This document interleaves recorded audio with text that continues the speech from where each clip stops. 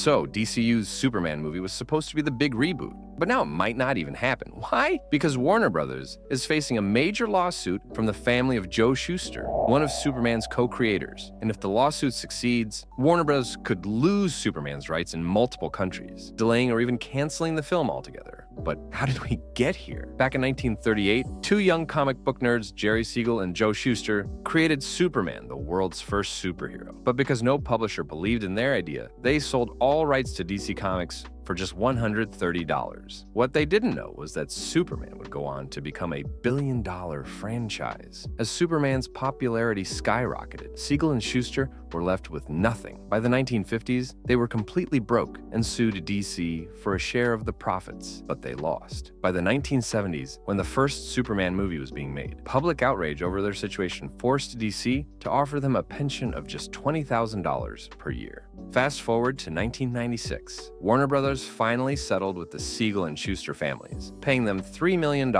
granting them future royalties, medical benefits, and official credit on all Superman-related projects. Since then, their names have appeared on every Superman movie, TV show, comic, and piece of merchandise. So, why this new lawsuit? Copyright laws in Canada, the UK, Ireland, and Australia are different from the US. In these countries, creators' rights return to their families 25 years after their death. Since Joe Shuster died in 1992, his rights should have reverted to his family in 2017. But Warner Brothers never stopped profiting off Superman there. Now, the Shuster family is demanding compensation and a ban on Warner Brothers using Superman in these countries. If they win, Warner Brothers could lose key distribution rights, delaying the 2025 Superman movie. And here's the wildest part. By 2034, Superman will enter the public domain, meaning anyone can make a Superman movie. But honestly, this whole situation makes no sense to me. Siegel and Shuster sold the rights willingly, so if Superman had flopped, would they have gotten any of these benefits? They already received millions, royalties, and recognition, and now their family just wants to cash in on Superman's success, which they didn't create. Even if they win the rights, do you really think they can write better Superman stories or produce a blockbuster Superman film? Highly unlikely.